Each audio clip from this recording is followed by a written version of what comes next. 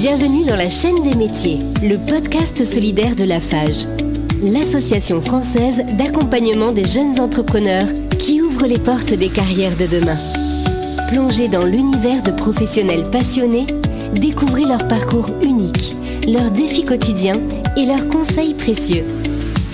Que vous soyez en quête d'orientation ou en pleine reconversion, chaque épisode est une opportunité de trouver l'inspiration et d'imaginer votre avenir. Prêt à explorer la chaîne des métiers ? C'est parti!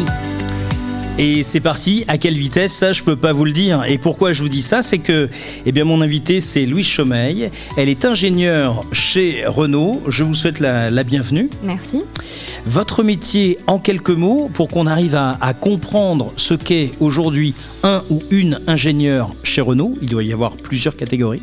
En ce qui vous concerne, on parle de quoi ? Alors moi je suis ingénieure dans tout ce qui va être plutôt le processus de fabrication. Il y a plusieurs types d'ingénieurs. Soit on est au début du processus, donc dans tout ce qui est conception, on dessine la voiture sur un outil de conception. Ensuite on le passe à l'équipe de la fabrication qui eux sont en charge de dire comment on va construire la voiture. C'est vraiment deux types différents. Moi je suis sur le deuxième, donc sur le terrain, dans les usines. Et j'accompagne moi les usines dans la fabrication des voitures, dans les différentes étapes, de l'emboutissage, tôlerie, peinture, jusqu'au montage et jusqu'à la voiture chez le client. Votre parcours à vous, personnellement, comment vous en êtes arrivé là et quelles ont été vos motivations pour rejoindre une entreprise comme Renault et plus particulièrement l'automobile ? Alors le métier d'ingénieur, c'est vrai que je n'y avais pas forcément pensé quand j'étais au lycée. Typiquement, c'est mes professeurs qui m'en avaient parlé en terminale où j'étais un peu perdue, je savais pas trop quoi faire. Ils m'ont dit finalement t'as l'air d'être forte en maths, en physique, vas-y tente cette partie-là. Et j'ai eu la chance d'être dans une école d'ingénieurs généraliste où au fur et à mesure des années j'ai découvert différents secteurs d'activité. Je me suis dit tiens, la mécanique et en plus le secteur automobile ça a l'air sympa. Et au fur et à mesure de mes stages, j'ai fini un peu par hasard chez Renault. Alors je connaissais parce que mes parents avaient une Renault, voilà, un peu le... Oui, s'ils avaient une Citroën, vous pensez que vous auriez été chez Citroën ? Peut-être, on ne sait jamais. D'accord, ok. Mais en tout cas, voilà, chez Renault, et ça fait 5 ans maintenant que j'y suis. 5 ans, donc c'est tout neuf ? Tout à fait. D'accord. Une autre question, particulièrement sur votre métier, entre le lever et le coucher, aujourd'hui, ingénieur chez Renault, à quoi ressemble votre quotidien entre le moment où vous arrivez et le moment où vous quittez le boulot ? Alors, mon quotidien, il change un peu d'un mois à l'autre parce que pour mon poste un peu particulier qui est de faire de l'audit, je suis vraiment, on va dire, par mission. Et donc, selon mes missions, je vais dans différentes usines pour regarder différentes thématiques. Mais à la fin, ce qu'il faut rendre, c'est des conseils pour mieux produire, être plus performant. Et donc, selon les usines où je vais, que ce soit à Maubeuge, par exemple, en France, ou au Mans, l'idée, c'est d'accompagner en fait les gens sur le terrain qui fabriquent les voitures et de leur dire tiens, peut-être que ce processus-là, on peut le changer de telle façon pour gagner un peu plus de temps ou peut-être pour aider l'opérateur qui est dans une position qui est peut-être pas très adaptée pour lui. Qu'est-ce qu'on appelle l'opérateur ? L'opérateur, c'est vraiment un homme ou une femme qui travaille à aider à assembler la voiture, donc mettre des vis, installer le tableau de bord, c'est vraiment un métier manuel finalement.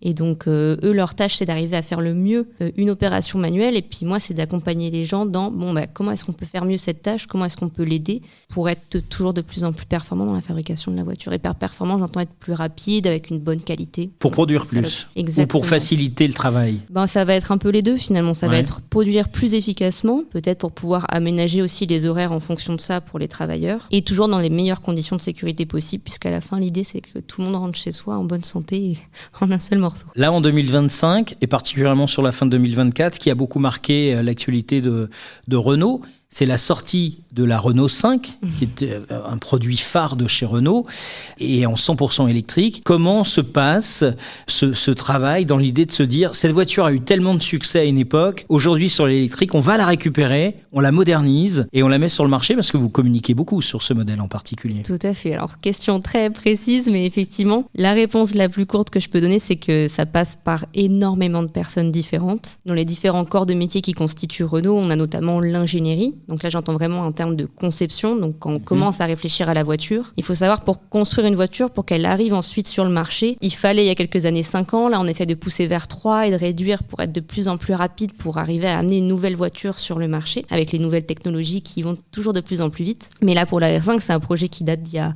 peu près 3 à 4 ans. Il y a un moment où la décision du marketing et de l'ingénierie ensemble, donc c'est vraiment des décisions qui se prennent à plusieurs, c'est de se dire bon bah voilà, finalement c'est le retour de la R5, c'est une voiture qui a marqué les générations, et bien allez, on se lance, on fait la version de 2024-2025, elle ressemblerait à quoi? Et puis c'est un challenge, je pense, assez intéressant à remplir pour eux, de se dire bah, ça ressemble à quoi aujourd'hui une R5? Les compétences et les qualités nécessaires pour devenir ingénieur ou être un bon ingénieur chez Renault ou simplement un bon ingénieur aujourd'hui dans votre domaine? Alors elles sont multiples, il y a différents types d'ingénieurs. Ingénieur, c'est très très large. Moi je suis ingénieur dans la fabrication dans une entreprise automobile. Mais ingénieur, ça peut être dans la construction pour aider à bâtir des ponts, ça peut être dans les réseaux de communication pour faire que les micros qu'on est en train d'utiliser, tout ça fonctionne le mieux possible. C'est très très très large. Je dirais que pour être un bon ingénieur, c'est surtout de la curiosité finalement, parce qu'il y a quand même un côté un peu comment résoudre un problème.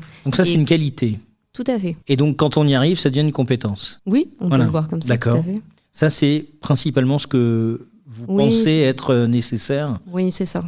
Faut pas se mettre de limites, parce que même si au début, je sais que les freins, souvent, pour aller dans ces filières-là, c'est bon, finalement, je suis peut-être pas si fort que ça en maths ou en physique, ça me parle pas, c'est trop théorique.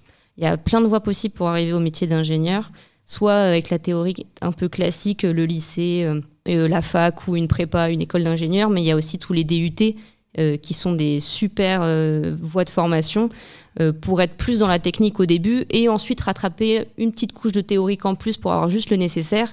Et de toute façon, comment est-ce qu'on apprend à être ingénieur? C'est en travaillant. Donc c'est une fois qu'on a fini les 5 ans, on va dire, pour avoir son diplôme d'ingénieur, on se lance sur le marché. On va apprendre en fait avec les gens qui nous entourent à faire le métier d'ingénieur dans le secteur où on sera. L'évolution et les opportunités du métier. Alors la question c'est comment votre métier a-t-il évolué ces dernières années et quelles sont les opportunités qu'il offre éventuellement aux étudiants qui nous écoutent ou à des gens qui peut-être auraient envie de partir sur une reconversion professionnelle. Il n'est jamais trop tard. Surtout qu'en plus ingénieur c'est tellement large, c'est quand même un des métiers où on n'a aucune idée de à quoi va ressembler notre carrière au fur et à mesure. Là je suis ingénieur dans la production chez Renault. Très prochainement, je vais être plutôt chef de projet dans l'informatique pour les outils informatiques qui servent à piloter les usines de production. Peut-être que plus tard, je travaillerai dans un secteur complètement différent, à faire complètement autre chose. Ingénieur, c'est vraiment très, très, très, très large. Ces opportunités-là, pour moi, c'est surtout de pouvoir constamment se réinventer, tenter des nouvelles choses, continuer de se former en permanence. Et c'est un métier en fait où on est souvent reconnu pour notre capacité à nous adapter à plein de secteurs différents. Et donc les portes sont très ouvertes pour nous dans le monde du travail. Vous êtes dans l'automobile. L'IA a pris une place importante aujourd'hui. Vous, en tant qu'ingénieur, c'est un outil qui vous permet de travailler autrement ou c'est un outil qui peut-être est amené à remplacer certaines de vos compétences? L'IA pour nous, en tout cas dans mon métier, on l'a intégré pour l'instant au stade d'une aide, on va dire, pour des tâches assez basiques, aider à avoir un compte rendu. Je sais que j'ai des collègues qui sont plutôt dans la partie informatique qui vont l'utiliser vraiment sur aider à écrire des codes pour différentes applications. Mais pour l'instant, c'est vraiment une aide, un peu comme quand on utilise un traducteur. Je lui donne quelque chose à traduire, il le fait, mais je relis derrière et je dis, est-ce que ça veut dire quelque chose ou pas ? Et c'est un peu ce genre d'action pour lesquelles on l'utilise. Après, l'IA, de façon générale, ça va aussi impacter la voiture, finalement, parce que là, ça permet tellement de nouvelles possibilités que les gens se disent « mais je vais l'intégrer dans la voiture, comme ça j'arrive, je m'assois, je dis allume le chauffage s'allume, mets le GPS pour faire telle route ». C'est l'équivalent de Siri dans sa voiture, quoi. Exactement. D'accord. Un des premiers stades, c'est ça. Je suis entré dans une voiture qui conduisait toute seule sur le pont de Gennevilliers, qui est capable de conduire toute seule si on ne dépasse pas 30 km/h. Et d'un seul coup, je ne me suis pas senti super prêt à vivre cette expérience. Parce que la personne qui était au volant, entre guillemets, lisait ses mails alors qu'on était en train de rouler.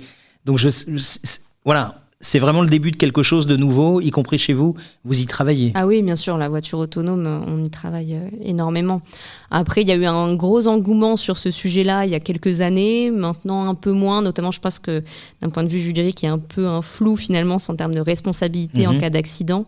C'est vrai que nous, tout constructeur automobile, son premier objectif, c'est d'avoir une belle voiture de qualité, qui se vend bien et qui garde les gens en vie et en sécurité sur la route. D'accord. C'est vraiment ça l'objectif à la fin. Donc forcément, tant qu'il y a ce flou autour, on travaille dessus, mais il n'y a encore rien qui est sur le marché. Un moment marquant de votre carrière, quelque chose qui vous a impacté positivement, négativement, mais plutôt positivement. Et puis, pour les étudiants qui nous écoutent, et là particulièrement, il faut vraiment parler aux étudiants, les conseils que vous pourriez donner en tant que professionnel à un jeune qui est encore sur les bancs du lycée pour lui expliquer que s'il souhaite s'orienter comme vous sur cette filière, qu'est-ce que vous lui dites, comment vous lui parlez? Très bien, alors peut-être pour répondre à la première question, je dirais un des moments marquants là, que j'ai eu, c'était vraiment ma première arrivée en fait en usine. C'est un monde complètement à part que moi je n'avais pas vu dans mes études au lycée ou en ville. Enfin, dans la ville où j'étais quand j'étais petite, il n'y avait pas d'usine de ce genre-là. Donc vraiment, je rentre et je vois les voitures qui avancent, qui se construisent au fur et à mesure. On part de plaques de tôle et à la fin on rajoute plein de choses et on finit avec une voiture complète. C'est assez impressionnant. Et ensuite, pour le conseil que je pourrais donner à des jeunes qui souhaitent éventuellement s'orienter ou qui ne savent pas trop quoi choisir, en tout cas, moi, le métier d'ingénieur, ce que je conseille, c'est de prendre un peu ce qui te fera envie. Je vais te tutoyer comme ça à l'étudiant qui m'écoute. Tutoyer le jeune, c'est important. C'est vraiment... On va leur demander s'ils sont d'accord, parce que vous en avez plein dans le dos. Est-ce que vous êtes d'accord? Ça, on peut vous tutoyer? Oui, apparemment, j'ai un pouce élevé. Ce qui n'est pas la majorité, ils sont quand même nombreux. Ouais. Et bien dans ce cas-là, je dirais soit tu es au lycée et tu as encore un peu d'énergie pour aller continuer d'aller à l'école, et dans ce cas-là, tu peux aller soit à la fac, soit faire des prépas ou des écoles avec prépa intégrée. Donc ça, c'est une voie assez classique. Soit t'en as marre des cours, tu veux vraiment passer sur du concret, et dans ce cas-là, tu vas vers des DUT. Et il y en a plusieurs qui te permettent d'être ingénieur, mesures physiques, mécanique. Enfin, là, j'en cite que 2, mais il y en a bien plus que ça. Il y a de la chimie aussi. Donc ça, c'est un peu les 2 voies que j'ai en tête, mais il y en a sûrement plein d'autres. Tu peux même d'avoir commencé à travailler dans des études d'art ou de communication et te dire mince, en fait ça me va pas du tout, et quand même aller, alors je sais plus comment s'appelle la plateforme aujourd'hui, moi c'était Parcoursup, et tu peux quand même te réorienter et réintégrer une première année d'école d'ingénieur. Ils sont très friands de plein de profils différents, donc faut pas se mettre de limites, tout simplement. Alors Louise, nous sommes au lycée Fustel de Coulanges, nous sommes ici au cœur de ce lycée à Massy. Nous avons des étudiants, puisqu'ils ont accepté que vous les tutoyiez, vous l'avez entendu il y a quelques instants. On a un étudiant justement qui vient d'arriver au micro et qui a une question à vous poser. Alors moi, il faut savoir que je suis passionné d'automobile depuis que je suis tout petit, et j'aimerais vous poser une question. C'est comment est-ce que je pourrais arriver à devenir concepteur et designer automobile? Quel parcours vous me conseillerez? Très bien, très bonne question. Écoute, déjà ravi de voir que c'est un parcours qui te plaît. On pourra rester en contact par la suite si tu veux que je t'en dise plus, mais déjà pour aujourd'hui, comme je disais, ça dépend un petit peu de toi, comment est-ce que tu te sens, qu'est-ce qui te plaît. Si tu te sens de pouvoir commencer la fac ou une école d'ingénieur, tu peux y aller directement après le lycée. Si tu préfères être plus dans la technique dans un premier temps, pour moi c'est effectivement un DUT, mais il y a même des écoles privées que moi je n'ai pas en tête, j'ai tous les secteurs publics, mais il y a plein de voies différentes. Est-ce qu'il y a des entreprises qui proposent des alternances? Bien sûr, plein, et chez Renault en tout cas, il y en a énormément, et dans tous les corps de métier. Ok, c'est super. Et une dernière question, est-ce que vous avez déjà travaillé avec Alpine? Oui, mais alors en fait Alpine, ça fait partie du groupe Renault. Le groupe Renault, il y a la marque Renault, Alpine, mais aussi Dacia par exemple. Donc toutes ces marques-là, elles travaillent ensemble. Les gens qui travaillent chez Alpine sont mes collègues finalement. Ok, donc vous avez tous un groupe. Alpine, c'est pas séparé de Dacia ou Renault, c'est tous dans une même entreprise. C'est tous la même entreprise, oui. Ok, merci, c'est les questions que j'avais. Non mais merci à toi surtout d'avoir posé ces questions. Notre invité est ingénieur, reste avec nous, il n'y a pas de souci, c'est la fin de ce podcast. Louise, c'est une chaîne, la chaîne des métiers, ce qui veut dire que vous êtes un des maillons, et la question que l'on pose à tous nos invités à la fin de ce podcast, c'est: avez-vous en tête quelqu'un qui ne fait pas le même métier que vous et à qui vous pourriez recommander de faire ce podcast? Oui, eh bien écoutez, moi j'ai une amie qui est RH dans le secteur de la construction, et je pense que ça peut être un très bon profil à interviewer. RH dans la construction, ça c'est pas mal. Je rappelle que vous êtes Louise Chomeil, vous êtes ingénieure chez Renault et vous étiez notre invitée dans la chaîne des métiers. Merci d'avoir écouté la chaîne des métiers, le podcast de Lafarge qui dévoile les richesses du monde professionnel. Vous avez aimé cet épisode ? Partagez-le autour de vous et contribuez à cette grande chaîne solidaire pour l'orientation des jeunes. Et si vous connaissez un professionnel inspirant, n'hésitez pas à nous le recommander.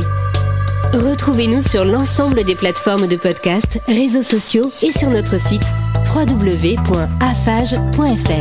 pour découvrir d'autres épisodes et accéder à des ressources complémentaires.